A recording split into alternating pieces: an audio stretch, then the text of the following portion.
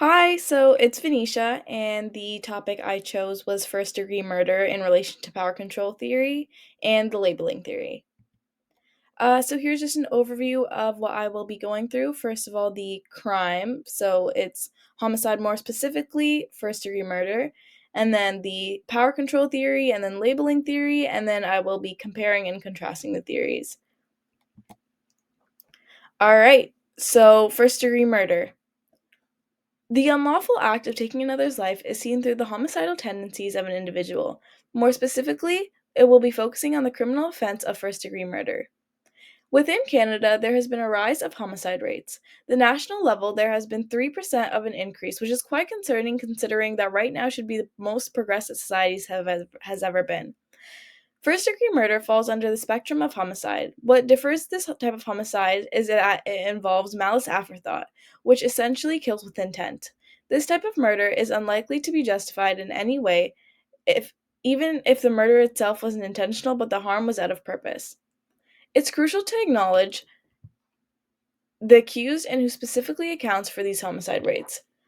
Throughout Canada, 418 cases of first degree murder, 86 of them identify as male, 14 as female, and less than 1% as other. This just comes to show how evident gender disparities and involvements of premeditated murder. The dataset prompts the examination of cultural and systematic factors that can lead to such heinous crimes based on gender. The notion of which gender has heavier involvement in crime may foster a more comprehensive understanding of dynamics in cases such as first degree murder. The murder is committed by serial killers and first degree murderers. Therefore, the crime was committed once. Who was to say that it won't reoccur?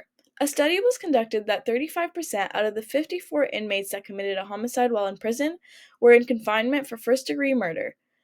This shows that there's a subset within criminal cases where psychological factors and those who are mentally ill intersect with the outcome of first degree murder. The drive and motivation behind first degree murder are highly concerning because it's so morally unjust.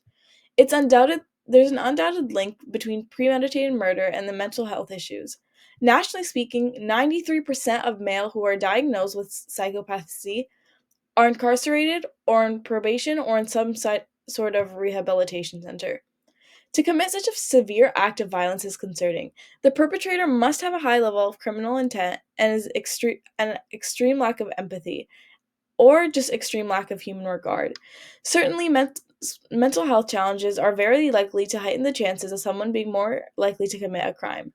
Country-wise, 10% of homicides commit were found to be from people who were diagnosed with schizophrenia or bipolar disorder, in which the three mental illnesses falling under the categories of psychopathy, schizophrenia, and BPD of these illnesses share a common denominator, which is social impairment, and these individuals tend to be more introverted. With this type of behavior, to commit a homicide crime, we can't exactly pinpoint who is deemed guilty just by the traits with no context. However, we can piece together traits that make up the characteristic of a first degree murderer. All right, now moving on to the power control theory. In the 1990s, John Hagen created power control theory, which analyzes the framework of crime and delinquency through men and women. Its main focus is directed towards gender-based power imbalances that are displayed through society standards. The implementation of traditional gender norms can be assessed an asset to an individual's overbehavior. There are many complexities when it comes to criminality between men and women. This theory is also quite intersectional, while focusing on family dynamics as to how class and gender play a role. As Hagen mentioned, measuring through the patriarchy, family structure has a direct relation to the power control theory. Gender dynamics and social disparity create situations that may contribute to error, particularly in the case of first degree murder. Women who have faced prejudice and cultural bias may be more prone to such extreme criminal behaviors. Class and gender within a household can set forth frameworks outlining the severity of the likelihood of a crime occurring. Firstly, power control theory is heavily related to societal structures today, while looking at traditional roles contributing to today's issues. Such power imbalances can lead to more gender based violence through being seen as more dominant, whereas a woman is seen as more obedient and submissive.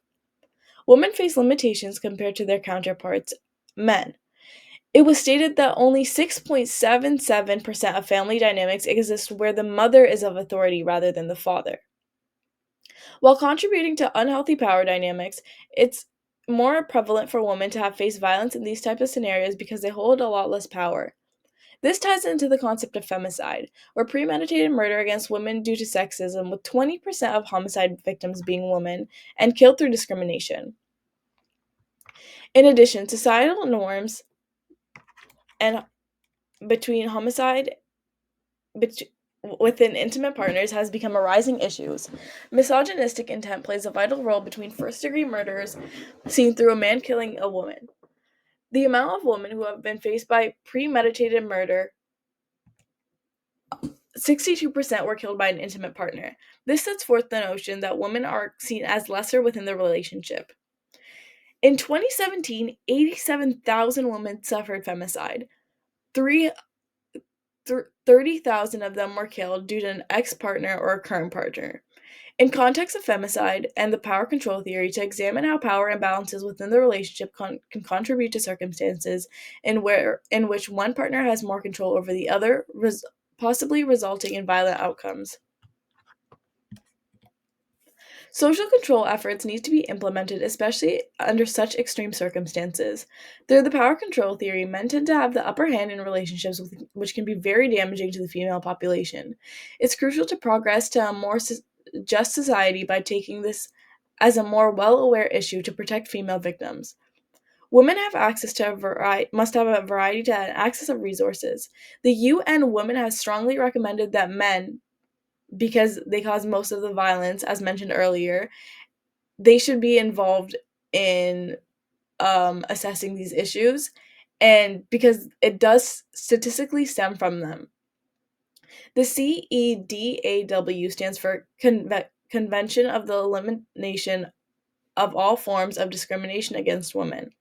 This aims to serve women currently dealing with conflict or the aftermath of these gender-based violence. It's important to collect data and recognize these issues. And that is where the ICCS comes in. That stands for the International Classification of Crime for Statistical Purpose. This group can monitor premeditated murder and specifically focus on gender-based violence. The power control theory concerning first-degree murder would have been considered a positivist theory. The positive ideologies, there are many observations they can make to adhere to the power control theory. This would include household dynamics, relationships with partners, economic state, and other external factors. Through these theories, it's important to seek prevention habits through collecting data and overall systematic observation. I would consider this theory to be held at a macro level, which essentially refers to crimes that are much larger issues and have more of a direct influence on societal structure. Especially when understanding family relations, it's helpful that power control theory falls on such a big scale to tackle the issues, such as first degree murder through gender violence. Now, moving on to the labeling theory. In criminology, the labeling theory is important when understanding concepts such as social deviance and other type of unlawful actions. When referring to this theory, most themes have a negative connotation surrounding it because we typically use the word criminal. Whether the crime is committed with severe or not, being referred to as a criminal is immediately looked down upon. Durkheim mentions how deviance in a sense, tends to add structure to society by adding a boundary. Essentially, the labeling theory implies that there are certain groups where people are categorized and into usually which they fall into, which gives us a rough idea of what role they play within society. When huge legal complications are implemented in murder cases, it's a sign that it's a huge disapproval from the community for that action. In cases such as first-degree murder, we must give much more focus on the victims and their struggles rather than the perpetrator. This is because the glorification of serial killers and murderers have become such a rising issue within the media presence. Those who have committed a premeditated murder been leading to many times leading to serial killings are now seen as celebrity. For example, the Dahmer Netflix series was extremely popular. However, I don't think it's fair that the victims' stories were used for entertainment. And only 2% of the watchers actually researched about the victims. And it's unjust that the criminals committing murders are romanticized. It can desensitize us from such heinous acts. It also can is becoming an influence if it hits the wrong audience. As such, many enjoy watching true crime series. However, it's concerning that 21% of watchers root for the perpetrator. Furthermore, labeling theory can be used through gang violence and affiliation, altering an individual's self perception and actions. An individual's association with which group they reside with will inevitably have an impact on their behaviorisms through social influences. Being affiliated with a gang is heavily stigmatized because it leads to deviant behaviors, especially when there is conflict. These groups tend to turn to violence and have the capability to take a life. For example, in 2005, premeditated murders and other general homicides were contributed 23% by gang members and others affiliated. Gangs are a huge contributor to murder and violence overall. We must address and set social control efforts for gang violence to ensure and strive for a much safer community. If a crime was committed because of gang violence, they must be imprisoned for some sort of rehabilitation. To prevent it as a whole, it would be best to get educated by not falling into the gang lore, as well as quit romanticizing cases involving extreme crimes. Rather, educate yourself and the victims involved. Labeling theory would fall under the positive category as well. However, I do recognize in some contexts it could be classical. The similarities through rational decision making, they do require a decision based on benefits of themselves. However, it's interconnected with positivism, especially in relation to first degree murders. Through empirical observations, it's important to attain data to assume what type of preventions measures to take. The usage of an individual's status in society is important to recognize whether that be their economic placement or social influences that direct them to such deviant behaviors. On the contrary, the contrast between labeling theory and power control theory is at a macro level, as discussed earlier, and I find this to be the biggest difference between the two. Whereas labeling theory is seen on a more micro level scale. When referring to gang violence and glorifying murderers, it's more about the individual's mindset rather than a larger scale issue. Labeling theory in relation to murders required me to focus more in depth on an individual's personal choices and influences. Power control theory is a more broader topic where I can refer to the general group, such as men committing violent acts against women.